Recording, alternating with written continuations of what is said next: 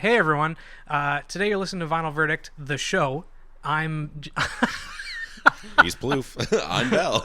I'm Jamie. Hey, that's correct. And today Those are names of people who are on this podcast. That's absolutely right. And today we're here to talk to you about one of my favorite albums from a band that I wish I'd seen them live when I had the chance, Chinese Fountain by the Growlers. Yeah, they don't really do all that much kind of growling. They're not really a metal band or anything. I chose this album because to me it's kind of the quintessential melancholic beach goth album for when you just can't seem to find the love of your life. I just moved back to Vancouver. I was going on a lot of Tinder dates at the time and absolutely hating the experience. Bragging. He when went on a lot of Tinder well, dates. I went on countless. No. Women were throwing themselves at me, and I was going no. on these dates. But like they suck. You go on like I don't know how many. It's like I'll go for coffee. And... This guy hates women. No, that's not what I said. Anyway, I was absolutely hating going on all these when I first listened to it, and I fell in love and bought this and hung at heart on vinyl and became a fan. Hung at Heart is the album that came before the Chinese Fountain album, which I'm a big fan of. Did you guys like it or hate it? That is the real big question. Ooh, this is interesting. This one is interesting. Bell, I'm gonna give you my reaction on this album. I'm gonna give it to you in a moment. I'm gonna give you my reaction on this record right now. I don't know what's going on right now, but crazy. Sure. This is a Plouffe pick, and I enjoyed it despite the fact that the Growlers made me try not to enjoy it. Nice. Throughout the album. Interesting. I'm very interested. I enjoyed it in spite of the Growlers themselves. I can't wait to hear you elaborate further on that. Plouffe is very excited. He's making a face like somebody who gets a Switch for Christmas. It's like true. He's got a wide, slack jaw, 100%. arms in the air like a little I was Pepe. He's I was very pumping excited. for sure. For me, so this Plouffe actually recommended me this album. When we Like a first year ago. met. Yeah, like when we first started working at LMG. And we were like, oh, we're both kind of nerdy music people. You should check out this album. And at the time, I'm honest, I never listened to it. Yeah, I did listen to different songs by the Growlers. Sure. So like I kind of knew that I was going to enjoy this song. But I did listen to Muzz, which was very, very good. Cool. But this was good. I kind of agree with Jamie. I feel like there was something like this. It was kind of holding back something. Okay. Or, I don't know what it was. I did enjoy it, but I feel like it's not the best Growlers album. And it's fine. It's beach goth. I agree. Interesting. Yes. You know what? I will take it. Well, anyway, who are the Growlers? Basically, they're an American band from South California with the singer Brooks Nielsen and guitarist Matt Taylor meeting for the first time in middle school. What is it with California and people like knowing each other all the time? Back in the 90s, Sublime and I don't know, the music scene down there, everyone just seems to know each other. They all went to school. NWA. Yeah. Anyway, their first album released in 2009 with their fourth Boys. album, the one we're listening to today, releasing back in 2014, and it features Scott Montoya on drums, Anthony Perry on bass, and Kyle Stratka on keyboards and guitar. Unfortunately, as of 2020, Matt Taylor left the band. Basically, Arrow DeWild of Starcrawler, they're a pretty good band. I saw them live when they opened for the Distillers a few years ago. She was assaulted by a male stripper who was hired by the band, and Matt took responsibility. Kind of messy, just terrible situation overall. Sucks that any of this happened, but it's kind of resolved now at least. But Chinese Fountain, I really like it. It was actually written after their studio burnt down in a fireworks accident, of all things. Going Gets Tough is an obvious reference to this. I find it's all just really dreamy and light, but really super sad. It's very, beach goth. I just kind of like the juxtaposition of everything. It's strange. And it's actually my favorite Growlers album. I think that after, especially because I ordered Hung at Heart, which is the one that came before this, you can really... hear the production value increase on this one if you listen to any of their previous stuff and then heard Chinese Fountain, and then I think the one after this is like City Love. No, it's not City Love. City something. Anyway, I don't know. I like it. I'm a big fan. I just find that I like all the lyrics. I've listened to this in my car a whole bunch. I used to like walk to work listening to it. It's memorable. I like singing along to pretty much all the songs. I don't know. I like all the instruments. I'm very curious to see like what you guys actively dislike about it. Actually, It's curious you bring up the lyrics because the lyrics are the most cringy part of. Oh yeah, I love They it. are so cringy. Oh, I love it, but I'm like super cheesy. I love super cheesy. That's what I actually thought you guys would be. But yeah, no, it's cringy in like a middle school way. Yes. Yeah. Where I'm like, all right, Okay. All right. Like all of the songs, every single one. It's like, man, it's just so tough, you know? Like, Yeah. It's hard finding a girl, and then girls got big arms and thick necks. Yeah, it's like, And what it's is happening here? Also, I don't want this to be a confrontational album, but Plouffe, I want to ask you a question right off the bat here. Sure. Ooh. Do you like the vocalist? Like, do you like his singing? Oh yeah, I love it. I want you to retract your 3 out of 10 on Mac Miller. It's the same, like, lazy, falling out lyrics. No, I can like understand singing. everything he's saying, and it's like a drawl. It's not like I my mouth is It's full all of like, stuff. It's like, which is fine for this album and aesthetic, but I was like, you know, only a couple episodes ago, you're like, man, this lazy falling out singing, I don't like. And I see them as distinctly different. I respond. see them as different but samey. Sure. Like the worst part of the album is his singing and the instrumentation is great. Yeah, it's amazing. Yeah, they're great. I love the band. music on it. Yeah, they're very tight. But yeah, I'm not a huge fan of his singing. The middle school lyrics are, and like 8 out of 10 of the songs, 8 out of 11 of the songs are about how hard it is to find love. pretty much. They're all love songs. Yeah. And I was like, geez, like give it up, dude. Oh, and then like some of the, Yeah, I think it's you, man. That's pretty funny. and what was the other one that was weird? They talk about L.A. a lot, which is like cool because it's a California band. And what was the other one that was weird? Yeah, the Dull Boy. Dull Boy's the worst song on this album. It's my least favorite. Yeah. Wow. Well, it's some of my favorite vocals, But I- but I don't like the rest of it.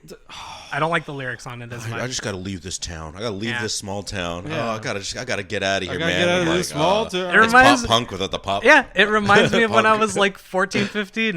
It's just the lyrics from a pop punk album. It's a John Mellencamp song. It's like, I was born in a tiny town. I Totally. gotta get out of this tiny town. Yeah. Tiny town is tiny town. Yeah, You know, 100% agree. Oh man. Okay, I don't want to get into individual songs. Yeah, we we'll haven't do- come back, but yeah. yeah, that is definitely. Again, I like this album in spite of the Growlers. Yeah. Yes, Like- I agree. Or maybe you like the Growlers, but you don't like Brooks Nielsen. I don't know. I think it's just this album because, like I said, Really? the next album, City Club. Yeah, I City enjoy. Club. Yes, That's because what it was. started Yeah. playing a radio based on this album after I listened to it, and I was Yeah. like, "Oh, what's this song? Is this the 12th song?" No, Yeah. it's like a song from that next album. I was like, Yeah, "Oh, the next that's album pretty good. That's is pretty better. fire." At least maybe better produced, but there's something about it that I do enjoy quite a bit more. They're definitely a band that has evolved with each album. Like if you listen to their really early stuff, and especially even just the album that came before this, Hung at Heart, it's really like all the stuff you guys hate is even more worse. Like it's even more drawly. It's even more like weird love lyrics, and it feels even more grungy in a bad way. And so I think for me, part of why I like Chinese Fountain is because it was the first time they kind of like started to shine and actually step away from that. I still like Hung at Heart and even a couple other albums that came before it, but it's definitely not as good in my opinion. City Club is great. I like that one too. I forget, was it Enemy or Pitchfork said that this album sounded like a surf rock rendition of Arcade Fire. Oh, that's hilarious. And I was like, I don't know. Oh. That's hilarious. That's pretty good. Well, I like it. I still really wish I'd gone to see them in concert. They came here like 2016 or 17 or something like that, and I didn't know who they were at the time, so I didn't bother. But then I found out about them like a month later and started listening to them, so big regrets, but whatever. All right, well, we can give it one last listen and give our thoughts on the rest of it later. She's the coldest, she's turning me silver, she's got me on the bridge, this city's shrinking down, I think it's time to leave this town, pulling out while there's still time, with the bums and the tramps that nobody needs, listen for fate's whisper, it'll try and warn you. Oh, now he's taking a ride, though he'd rather be dead, lonely sunset drives. Yeah, the first song, Big Toe. I think that's my favorite on the album. It's great. Interesting. I really do like how it starts, actually. It's not my favorite as well, but I do like Big Toe. I like the lyrics. I think they're very visual and easy to understand. Singing about a beautiful girl that sucks to date. Classic. Yeah. Yeah, really classic. Yeah, it's funny because it kind of gives me like a Strokes cross Arctic Monkeys vibe. Yeah. Where it's not Sure. necessarily one or the other, but Totally. like both put together. I Yeah. said it sort of reminded me of the original album by The Bravery. You remember that? I don't Oh, know the the Bravery. Bravery. I Man, don't they know rock. Bravery. I like the Bravery. But yeah, no, it's a good song. I like, again, it's like kind of pumping, kind of head bobbing beat. And at the time, I was like, this is unique. Yeah. You know, I haven't heard Sure. a ton like this. So this is really good, but it does kind of carry through the album on this kind of... Sure. Yeah, it's like Head two bubble. and a half minutes as well, so it's not super long. It's a radio-friendly unit. Ship. Yeah, I find it ends just at the perfect moment too, especially for the first track. That's kind of just introducing you to the rest of the album. I find it does a really good job of that. It introduces you to the sound that they're gonna kind of carry forward. Sound of Music. Yeah. And then we get to Black Memories. It's another slow, melancholic love song. The one I don't have a lot of notes about Black Memories. It's not my favorite, but I love the castanets that come in during the chorus. Sure. Yeah, I don't know. They're good. Yeah, it's like it's relaxing in a sunny Yeah. way, like it's laying down on the beach. Yeah, It is definitely a surf rock album. totally. Yeah, I wrote down this could be in a hit movie about school kids in the 70s. You know, it's just I like could see that. I could see that. relaxing song, which is very inoffensive, and all the lyrics are very inoffensive and just They there. don't say much. No. Yeah, it's funny you say inoffensive. This is one of the albums in my collection that I will like readily just put on for people. Like if we're playing board games That's true. or something, I'll just true. I'll just You throw made it pizza on. and put this on. That's Yeah. pretty much how I listen to this album. Like I had it on my stereo and just was laying on the Yeah. couch and enjoyed it that way. I don't know if I'd put on headphones and listen to it, but I Sure. would have it on. I was listening to it when I was driving over here, and I was like, this is not a fast driving down the highway No. song. It's like a No. leisurely. I'm gonna cruise. Yeah. Yeah. So it is interesting. And With this the song top kind of down. embodies I that. listened to Yeah. this while I was putting together a Calyx unit last Nice, night. nice. How many Calyx units do you have? I swear Too every many. album I you have say two. that. Too many. I have two now. You've just been putting together this one for many I weeks. went out and bought it. It was out of stock for a while. I have trouble finding those Calax units. I keep buying them out everywhere. No one stocks more.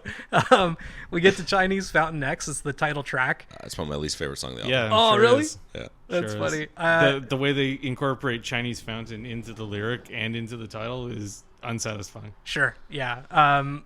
Yeah. I'm throwing it's quarters great. in a Chinese fountain. The lyrics are just so lame. They're kind of Yes. lame. It's like every little kid wants a computer in his pocket. That's so crazy to me that you'd want to have a little computer in your pocket. The internet's bigger than Jesus and John Lennon. That's crazy to me. It's like, Yeah. oh, you're so unique. I know. That's That was crazy. that was a deep thought. I'm not like other kids. I'm not like I fully don't agree. like technology. It's Yeah, like, I okay. totally got it. I'm not like the other girls kind of vibe Yeah. from it. Like, oh, I'm so hip because I Pick don't. me millennial. Yeah, yeah, pick me millennial. Oh my god. Despite that, I do like the rhythm guitar a lot. Mm-hmm. And I like how the keyboard and the guitar mix together in the post-chorus. and this is true of every song on this album. The yeah, instrumentation is the perfectly instruments. good. It's great. Yeah. And the lyrics are cringy as hell. He just makes fun of techno and disco, and then Yeah. it's very synthy and techno disco. Yeah, It's yeah. like, all right. I think they play a little too long, and I don't like the slow fade out on it as well. But I do like if you listen at the very, very end of that fade out, that keyboard kind of comes back for another bar or two, and I just kind of like that.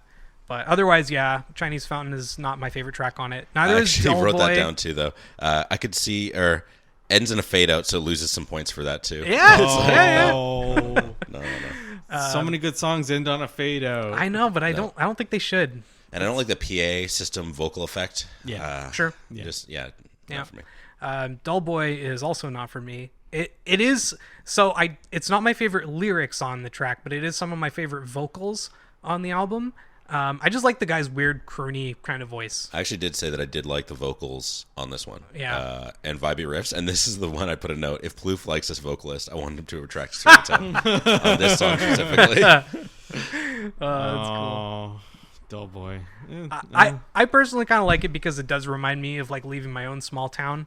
But I don't know. Like I said, Were you born in a small town? I was born in Were like you raised Collingwood. in that same small town? No, I moved to Yellowknife, which is What pretty was the small street as you well. grew up on? Several streets. We moved around a lot. Which Which what one was would you your use first, for like a security question? I don't know. What was your first pet's name? What's your mom's maiden name? Yeah, I don't know. It's okay. It's definitely my like least favorite track. Otherwise, Yeah. yeah. Yeah. I like Good Advice a lot. It's a little bit faster than some of the other tracks, and there's a breakdown, and it kind of slows down for a little while. I don't like that the hook is nobody likes getting good advice, or no one likes. There's being nothing told as depressing as good advice. No one wants to be to told how to live their life. Yeah. That's bad lyrics. Bad lyrics. Yep. I put down these guys write some bummer lyrics, eh? Yep. I think the school vibe I keep getting is because they're just very simple, angsty lyrics. Yeah, there's not a lot of thought. I will say that there's not like they are very direct in the fact that Yeah. they do not have a lot to say. Yeah. He's just like, no one's allowed to hold me. Throw me a bone. Give me something I can use or leave me alone. It's like, okay. There's a lot of rhyming. Yeah. I like the chorus simply because like I have a couple friends who you try to give them like proper advice and they just don't listen to you at all. Oh, it's relatable. Yeah, I don't know. Otherwise it's fine. For me, I connect with it because I've got a few friends who just never listen. It reminds me of like addicts who don't want to be told what to do, that kind of thing. Yeah, with all your keyboards. It's relatable. Yeah. It's relatable, but without saying much. Totally. Yeah, that's fair. It's like getting a horoscope. It's like it's Yeah. just applicable to everybody. Yes, it's not it's- actually unique at all. It's so general that it's like just unique enough that you can connect with it. If but- you put yourself out there on a dating site, you might find love. It's like, man, getting good advice is hard because that means you're doing something wrong. It's like, I guess. I don't know. Oh man, I love it because like, don't get me wrong, I love these lyrics, but I fully agree with you guys. They're very, very, very fair and valid criticism. But Going Gets Tough, I don't know. I love this one personally. I thought it was fine. Yeah, it's okay. They kind of do some reggae stuff on it a little bit. Yeah. I like when it picks up later with the snare near the end of the first verse. It's a little repetitive. That's kind of my only. Is it reggae or is it ska? It's not ska. It's a reggae. Yeah, it gets a little repetitive for me, but that also makes it easier to sing to.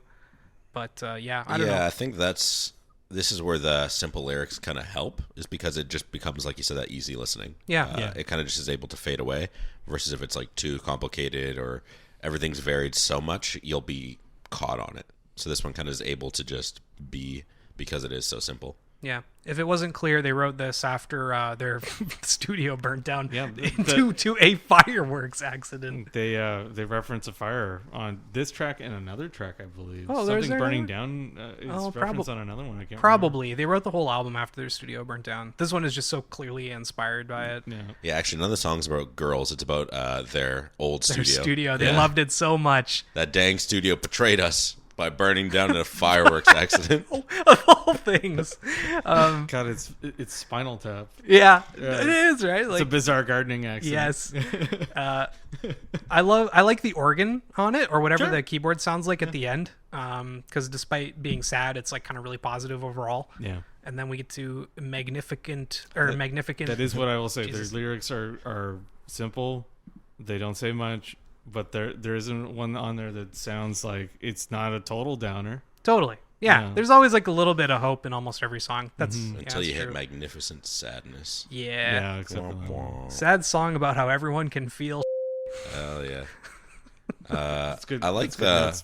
the little breakdown 2/3 of the way through. It does like a little choo-choo action. Yeah. I was like, okay. Yeah. I like that. I feel like this one maybe should have come before Going Gets Tough. I think it would have led into it really nicely, because this is really sad, and then Going Gets Tough is a bit more positive.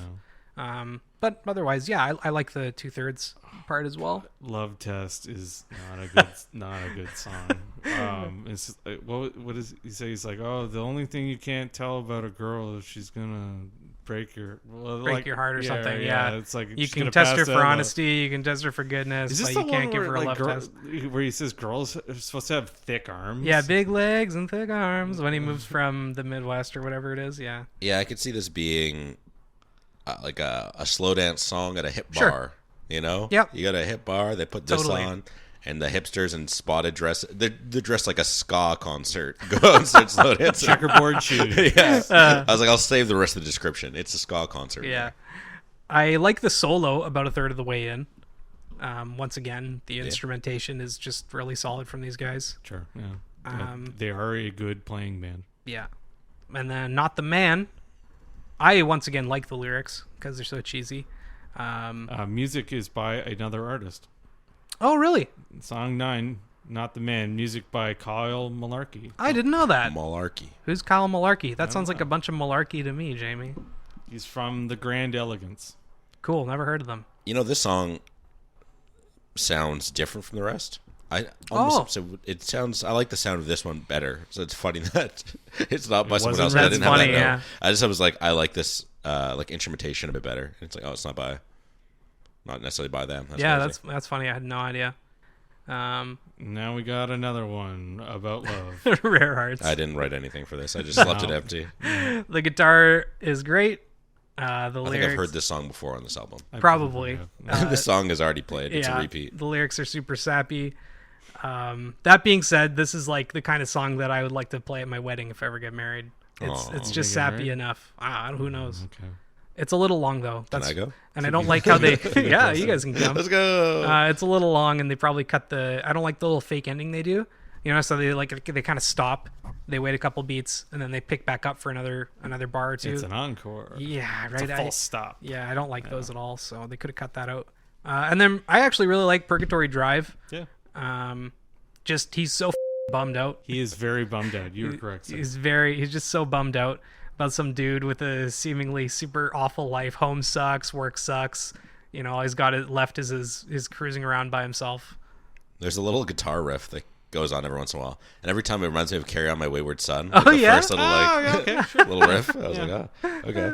But yeah, no, it feels like this is summation of all the songs previously. It's fine. Sure. Yeah. I don't really like it, but I don't actively dislike it. Notes about this album that I wrote down. It's topped the Billboard charts at 173. Okay. Of the Billboard 200. It was number 49 on the rock chart at one time. Cool. Sure. Sounds about right. Yeah. Does it? Sure. Cool.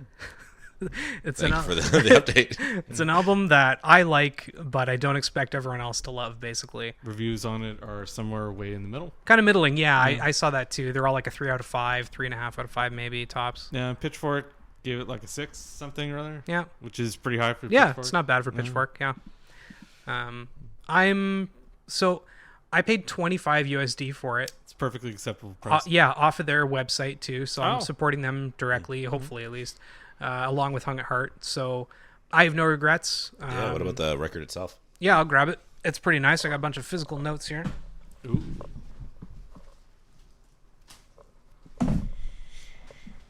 It's got this... okay, hold on. What did I write down? Got this Chinese fountain on the front. Yeah, not really, though. It's on the back, actually. Yeah. Hold on, I started putting stuff anyway, like way near the end of this. So it's a single LP. We've got a regular jacket and what I'd like to call like kung fu font that looks like a neon sign. Like Chinese takeout. Chinese takeout. That's a perfect way to put it. Font. Well, I don't know what else to call that. You know what I mean? Right? I guess. Yeah, Chinese takeout's a much better way to put it. It's got the font that you would put in a Bruce Lee movie's title. Exactly. That's exactly what I was going for.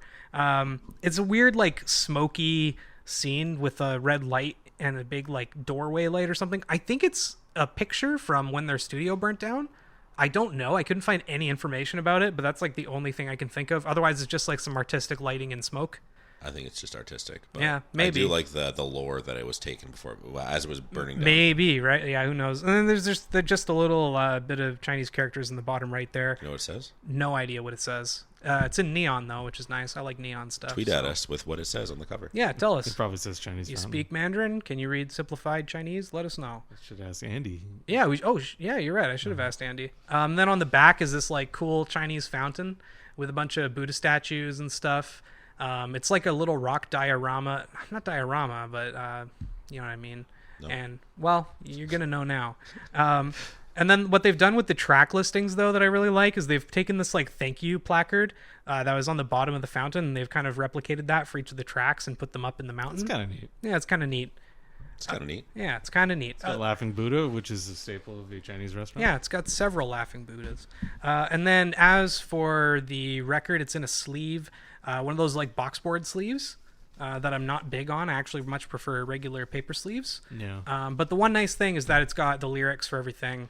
It just looks like someone typed it up On on the a sleeve. Word and printed it out. Like it's just Oh yeah, totally. bricks of text 100%. Yes, it does on a not. white background. Doesn't look fancy or anything. Like I said, I don't like this sleeve. I'm probably going to replace it at some point. Song?